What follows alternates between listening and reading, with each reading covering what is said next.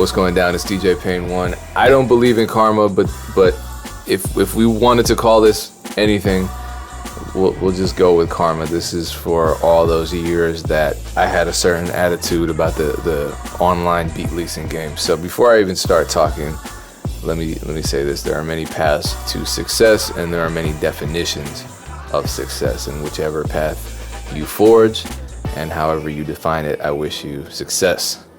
I get messages like these all the time, and it's crazy that it's 2019 basically that I'm still having these conversations. But then again, I'm still making videos about sample clearance. So someone reached out and we had a good conversation. This isn't me putting anybody on blast. It's a valid question, but I just want this conversation to stop, if I'm being honest. Somebody reached out and said, "Hey, what's up, man? I got a question. I have a few beats online, but haven't really tried to sell them, blah, blah, blah. I was hoping I'd run across a major artist and sell beats to that artist. I'm looking to make some serious money off of beats, not $200 to $300 beats." So we had a convo about these topics. And my point to him was, some people would kill to make $300 off of a beat. Because, realistically, that amounts to about $75 an hour. That's a great hourly wage. And now granted, that's not major placement money, but no one is saying you can't license a $300 beat and still try to get major label placements at the same time. A lot of people will draw these lines. You can't do one or the other. We've already proven that that's not the case with records like Flip De Niro, Leave Me Alone, and what else? Panda's the big one. And he agreed that licensing online and keeping his copyrights would be the best option for him after we had this conversation. Now this is the type of conversation producers need to have with themselves to really figure out their goals and to really be realistic and to inspire themselves to learn, make a plan, and stick to a consistent work ethic. But here are some reality checks along the way. Number one, selling beats isn't easy, period. There are 100 different paths to success, but they all require you to use your legs. So in other words, you have to work, whether you're trying to get placements, whether you're trying to work with independent artists, whether you're trying to develop new artists, whether you're trying to be a solo artist yourself as a producer, or whether you're trying to sell beats online, license beats online, I should say, or all of the above. It takes a lot of work. I think especially nowadays with internet producers being so visible, there are two main camps of detractors. The one camp thinks it's really easy to sell beats online, and the other camp thinks it's impossible to sell beats online because the online beat selling market is so saturated. But both of these options completely ignore the fact that an independent production career is a small business, and no one expects a lawyer opening her own independent practice to have it easy. Nobody says opening a construction business is easy. Yet when it comes to production, a lot of us think it's just a matter of uploading a handful of beats and sitting back and watching the money roll in. I had a rude awakening when I first met some of the top selling producers in the online production marketplace. I'm not gonna lie to you, man. It was A3C 2017. I was in a room with the Crates, B Demons, DG, Dream Life, Dose, Jamaican, Boundless, and my laptop wasn't working, so I couldn't participate in making beats. And I had worked with the Crates, but everybody else was kind of new to me. I was like a fish out of water. I'm being very honest. I got really sad because I was like, damn, everybody is so far ahead of me. And my stupid ass this whole time, I'll talk more about my bad attitude, but I've been ignoring this market for so long, and look at how successful all these guys are. And then thankfully I snapped out of it within 2 hours. I looked at it not as, I don't know how I did a 180. This isn't one of those kinds of talks where I tell you how to trick your mind and motivate you and everybody stands up and claps at the end. But somewhere during the course of that evening, that long studio session, hours and hours, I just decided that, well, I'm in the room with these people, I better learn from them, and if they can build themselves up, then I should be motivated, not discouraged by that. So they explained to me generously in details that I didn't even understand, the marketing strategies that they used. And you have to learn about marketing, you have to learn about SEO, you have to learn about branding. This is the type of stuff they teach in business school, and it's not easy, and it's not supposed to be. So my second point is this: why do people downplay $200 to $300 per beat, or even $30 beat leases. I read a tweet today talking about producers who sell these $30 beat leases are in it for the quick cash, but they're not ever going to get anywhere. Why do we downplay that? Are we just being bougie? I mean, look, so many producers complain about rappers not wanting to pay for beats, but some of these producers who have only been making beats for a year are expecting $2,000 checks from unsigned rappers, and they're not seeing that small money adds up, and I had that problem too. So back when I first started getting placements, I'm still getting placements, I thought, oh my god, these SoundClick producers aren't making any money. How can they be making money? Their beats are, they're selling them for like $12. How? I got a 5-figure check from X label and $10,000 from this other label. How can you make a living off of $12? Well, a can of Pepsi is what, 60 cents? And somehow Pepsi generated $66 billion in 2017. Netflix memberships started under $10 a month. I still think they're pretty low, like $11 at the most.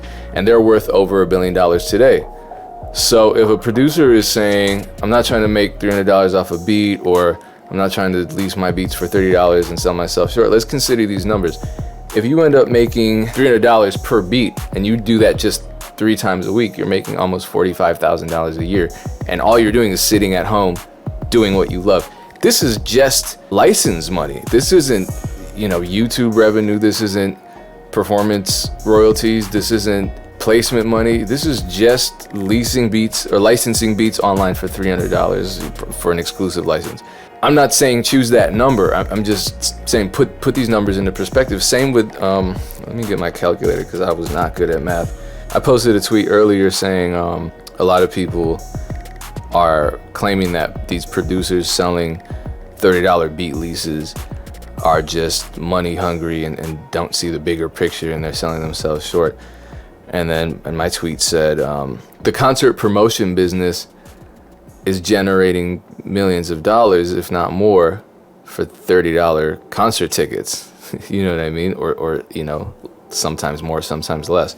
And there were people that respond, well, you can't make, no one's making $1 million off of $30. Well, yeah, some of them, some producers are, and then a lot of producers who were who are selling $30 beat leases started posting screenshots of their PayPal statements, and damn, some of them are making a lot of money, more than a lot of industry producers. Let's be clear.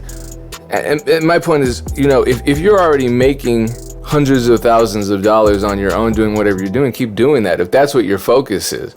Most of the people complaining aren't making much money off of their beats. They're just misunderstanding what this business model is. So if you say you sell 3 beat leases a day for $30 each, you're making $90 a day. This is theoretical. All right, you made $33,000 that year almost. I mean, $33,000, you're living off that.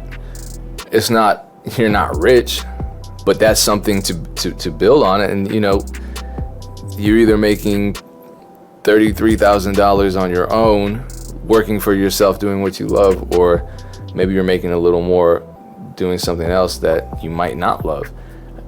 It's all about your goals. It's all about your own personal metric for success. If you were making $33,000 a year, it depends on where you are. Let's go back to the $45,000 mark. If you're making $45,000 a year as a construction worker or a manager of a restaurant chain, people wouldn't look at you crazy and say, oh yeah, you're selling yourself short. So why is being a music producer any different? And that's a separate topic that I don't really want to go into right now. But a lot of us need to have honest conversations with ourselves about what success means. And if we need to be multimillionaires to be successful and anything less is failure, then we might be putting ourselves into situations where we're pressuring ourselves to the point where we're making music for the wrong reasons. And lastly, I just want to kill this narrative that you can't be an industry producer and an internet producer at the same time.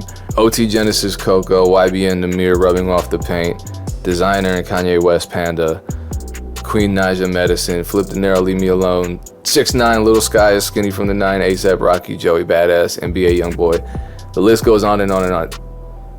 They used beats found on the internet and made hit songs. A lot of these dudes are going gold, platinum. So hoarding beats because you don't want them to be available on the internet to the public doesn't make any sense to me. Especially if you don't have these crazy industry connections where you just snap your fingers and you have a placement. So it all goes back to education. I'm kind of all over the place. But producers, if you want to make production your career, be prepared to spend a lot of time learning and a lot of time working.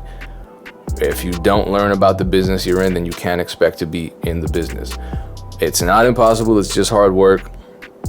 And a lot of the times, our mentality and our perspective has to be right in order for us to actually reach these goals. Because if we're focused on this lofty goal of being a millionaire and anything less than that is failure, then we're gonna miss out on the $3 $30 beat leases a day that we might be getting otherwise. And because we're frustrated for not hitting that extremely unrealistic goal, not saying that you can't become a millionaire, I hope you do, but if you're only focused on that and not building a foundation for yourself, you might end up getting frustrated and just quit. And that would be an absolute tragedy. And that's the last thing I want to see people do, is just give up and quit. I encourage you to start having these honest conversations with yourself. Define success, define your goals, really put it all into perspective, crunch some numbers, set some daily goals, even maybe some weekly, monthly goals. Hit the ground running, learn, research, and experiment. Much success to you. Peace.